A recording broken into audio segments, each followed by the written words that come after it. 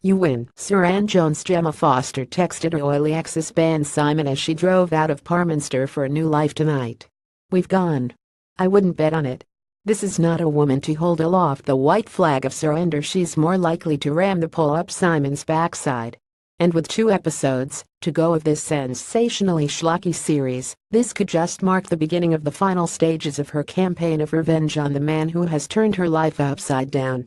Tonight, in perhaps the most action-packed, and certainly the best episode of the series so far, we saw the flawed brilliance of this woman. She stood up for Isabel Hoployd, the teenage girl whom we learned in the biggest discovery of the evening, that her son Tom had made unwelcome sexual advances towards at Simon and Kate's party in episode 1. Whatever trials she goes through, Gemma knows right from wrong.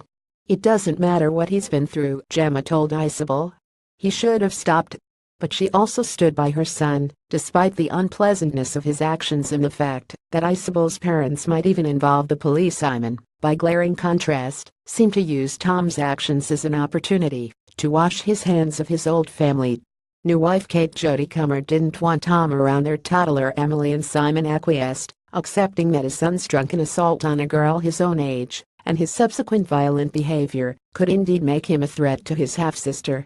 So Tom was rejected on the doorstep by a dad who has started again with a new family.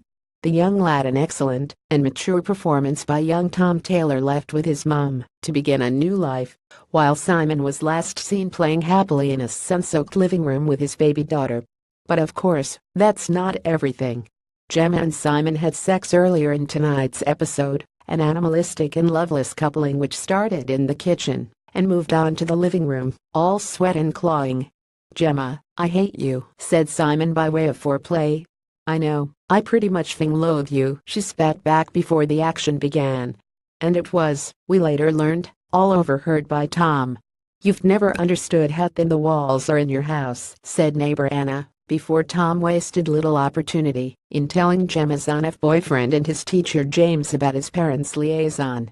The teen now has the power to wreak serious damage on Simon and Kate's union, should he wish to spill the beans about their late-night antics. This was something Gemma didn't do, or rather, hasn't done yet, despite planning to film the whole thing on her phone before Simon spotted a ruse.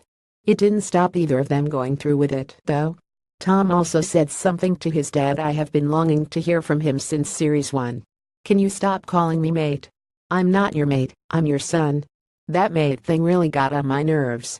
Gemma and Tom's wasn't the only departure from promiscuous Parminster. Victoria Hamilton's long-suffering spouse Anna, pictured below, decided to up sticks to Edinburgh through series 1 and 2. She's been a clear foil for Gemma's inability to leave behind her old life after her marriage breakdown. "In your world it really is all about Simon, isn't it?" Anna said to Gemma in the Foster kitchen, where a vase of dying flowers was artfully placed on the kitchen top, with a symbolism that will not be lost on anyone. And of course Anna is right.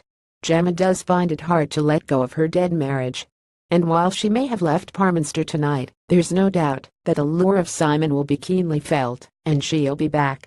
As she showed today, she is a vital part of her community, a responsible doctor and mother who is even on friendly first-name terms with the town's traffic wardens. Did you notice the way she talked herself out of a ticket?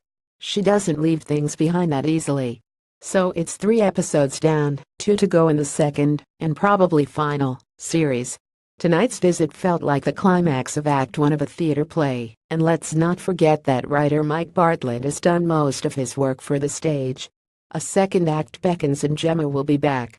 Steel yourselves is all I can say. Dr. Foster continues on Tuesday nights on BBC One.